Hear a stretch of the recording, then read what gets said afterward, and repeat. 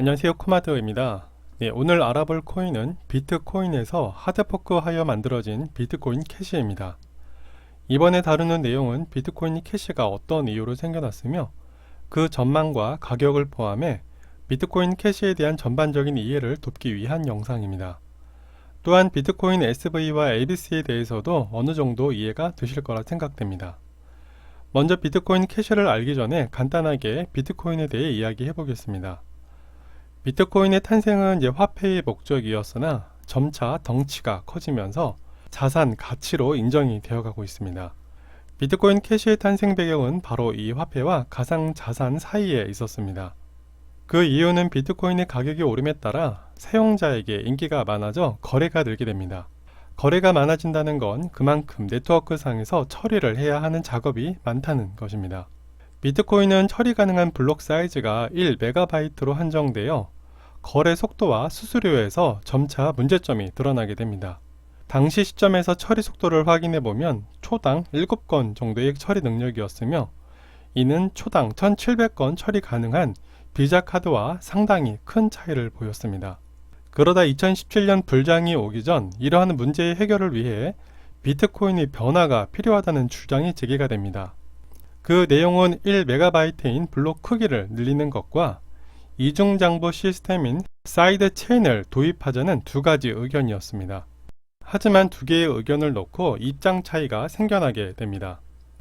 사이드 체인 적용인 세그윗 방법은 비트코인 채굴자에겐 불리한 결과를 가져다 줄 수 있다고 생각했으며 초창기 투자로 큰 수익을 얻은 로저버와 가장 큰 채굴 업체인 중국의 우지한 대표가 이끄는 비트메인을 비롯 여러 채굴 업체들은 세그윗을 반대하며 2017년 8월 1일 하드포크를 결정하며 비트코인 캐시를 만들게 됩니다. 단순히 채굴상의 문제가 아닌 세그윗을 임시방편이라 주장을 내세우기도 했습니다. 그렇게 비트코인 캐시는 블록 크기를 8MB까지 늘리면서 거래에서 빠른 속도와 수수료의 문제를 해결했으며 1년 뒤인 2018년 5월 15일 블록 크기를 추가로 32MB까지 늘려 화폐로서의 더욱 향상된 기능을 갖추게 됩니다. 현재 21년 기준 블록 크기의 합의 한도는 256MB라고 합니다. 21년 현재 시점에서 비트코인 캐시는 총 발행 수량 2100만 개로 암호화폐 시장에서 시가총액 약 11조 원으로 12위에 랭크하며 지분율은 0.66% 정도 차지하고 있습니다. 블록당 최대 25,000건의 거래 처리가 가능한 수준까지 올라왔으며 이는 비트코인과 비교시 15배 정도 빠른 수치이기도 합니다. 여기에 비트코인 캐시는 수수료도 낮기에 화폐의 성격이 점차 강해지고 있으며 대형 금융사와 파트너십 및 ATM기기 스마트 컨트랙트의 도입도 계획을 하고 있는 것 같습니다. 비트코인 캐시는 화폐의 기능에만 집중을 하고 있기에 코인 시장에 규제가 정립되어 실질적인 화폐의 실용성이 검증된다면 큰 상승을 보일 수 있는 조건을 갖추고 있습니다. 이러한 점은 낮은 수수료와 빠른 거래 처리로 금융에 취약한 국가의 국민들은 지금보다 더 나은 혜택을 얻을 수 있으며 신뢰성을 얻어 결제 인프라를 구축할 수 있다는 것입니다. 또한 온라인 결제 대기업 페이팔은 암호화폐 수용과 함께 비트코인 캐시를 포함 암호화폐 내종을 지원하고도 있습니다. 하지만 비트코인 캐시는 다른 코인을 조사할 때보단 단점도 많다는 걸 알게 되었습니다. 첫 번째 이유는 화폐의 성격과 기술이 괜찮은 코인들이 많다는 것입니다. 최근 일론 머스크의 지지를 받은 도지코인과 프라이버시를 적용할 라이트코인, 리플 소송의 해결을 들 수 있습니다. 두 번째는 내부 분열로 인한 성장의 둔화입니다.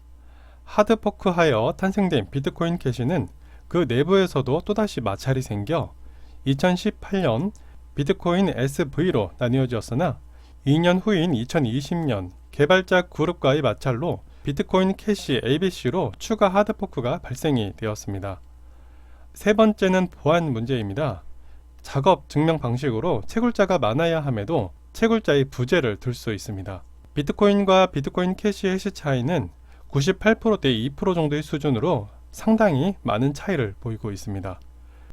그리고 가장 중요할 수 있는 내용인데요. 최근 국가 통화로 채택한 엘살바도르에서 비트코인은 라이트닝 네트워크 레이어 2 프로토콜을 통해 소액 거래에서도 효율성이 드러나고 있다는 것입니다.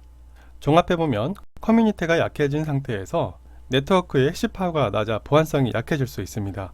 이러한 결과는 커진 블록 크기로 인해 강력한 컴퓨터 노드의 실행이 필요하기에 탈중앙화를 내세우지만 집중화 구조로 갈 위험성을 갖추게 되는 것입니다. 그럼에도 비트코인 캐시는 탄탄한 개발진을 구성하여 지속적인 업데이트를 진행하고 있습니다.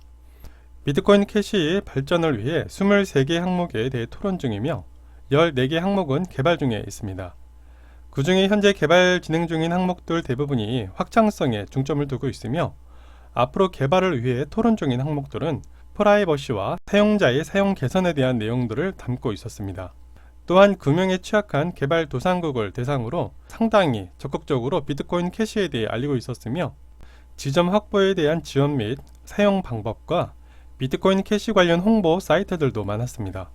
그리고 개발진이 토론과 그 현황을 영상으로 공개하며 힘든 상황에서도 비트코인을 성공시키기 위해 무엇인가를 꾸준히 하고 있는 모습을 보이고 있었습니다.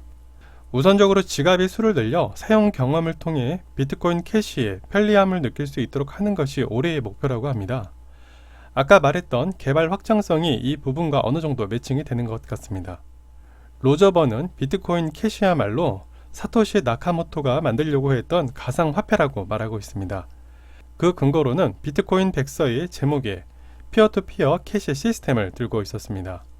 비트코인은 점차 자산 형태로 인정이 되고 있기에 비트코인 캐시는 사토시 나카모토의 이념에 맞는 가상 디지털 화폐를 만드는 것이며 프라임 엑스비트는 2025년 비트코인 캐시의 가격을 최대 $10,000까지 예상하고 있었으며 이번 21년 불장에서 최대 $20,000까지 예측을 하고 있었습니다. 아쉬운 건 그 근거는 정확히 밝히진 않았지만 다른 곳들과 비교해서 가격 전망 업데이트를 진행을 하고 있었습니다. 그리고 로저버가 한국에 왔을 때 블록 인프레스의 인터뷰가 있었는데요. 평소 한국뿐 아니라 중국, 일본 등 많은 아시아 국가를 다니는 걸로 알고 있는데요. 한국, 중국, 일본 블록체인 업계 상황도 조금씩 다른가요? 네, 다르죠. 일반화해서 말하자면 중국은 비트코인 채굴인 하드웨어에 관심이 많았으며 일본은 투자와 지불 등 실제 사용하는 것에 관심이 있다면 한국은 투자가로서의 특징을 보였습니다. 이처럼 한국은 가상화폐 투자에 있어 다른 나라보다 적극적인 나라입니다. 불과 몇 년 전까지만 해도 주식 투자는 사기라고 할 만큼 투자에 부정적이었던 인식이 이젠 투자 가치를 다른 나라보다 빠르게 인식하고 있는 게 아닌가 싶습니다.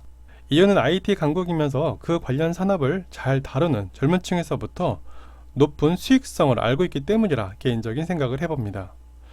해당 영상은 비트코인 캐시 참고 영상으로만 봐주시길 바랍니다. 시청해주신 여러분께 감사드립니다.